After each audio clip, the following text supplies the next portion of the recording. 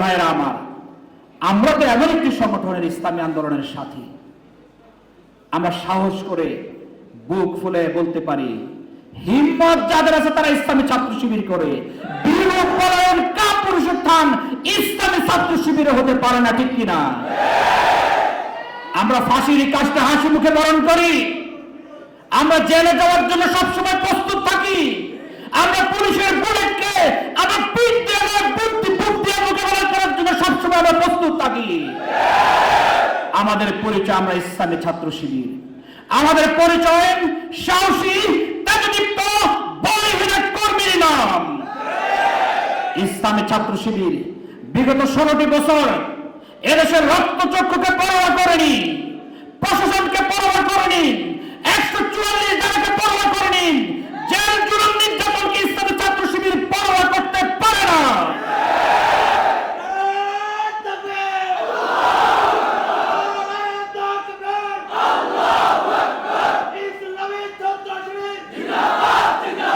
প্রিয় ভাইয়েরা আমার, এজন্য আমাদের বুকে যে সাহস, আমাদের বুকে যে হিম্মত আপনারা লক্ষ্য করেছেন।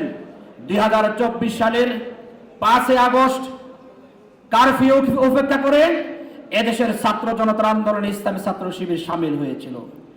ইসলামী ছাত্র শিবির কারফিউ ভঙ্গ করেছিল, কারণ সেই সাহস সঞ্চার করে ইসলামী ছাত্র শিবির সামনে এগিয়ে যেতে জানেন।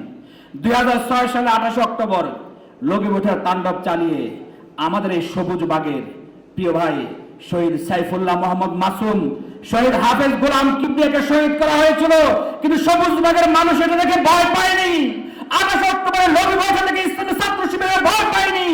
5 আগস্ট ইসলামী ছাত্র শিবিরের ভয় না পেয়ে সে ভয়কে ছাত্র শিবির জয়ে পরিণত করেছে, ঠিক কিনা? আগামী দিনে আবারও ষড়যন্ত্র হতে পারে, আবার ইসলামী ছাত্র শিবিরের বিরুদ্ধে বুলেট ধারণ করা হতে পারে, আবারও জেল জুলুম নির্যাতন হতে পারে। আপনাদের বিশ্বাস করতে হবে, ইসলামী আন্দোলন, ইসলামী ছাত্র শিবির এমন একটি পথের নাম, এটি কখনো মুসলিম হতে পারে না। সব সময় লড়াই সংগ্রাম করে ইসলামী আন্দোলনের সামনে এগিয়ে যেতে হয়। আগামী দিনে যদি কোনো ষড়যন্ত্র হয়, সেই ষড়যন্ত্র আমরা দিন প্রতিষ্ঠার মাধ্যমে মোকাবেলা করে বিজয় করবো ইনশাআল্লাহ।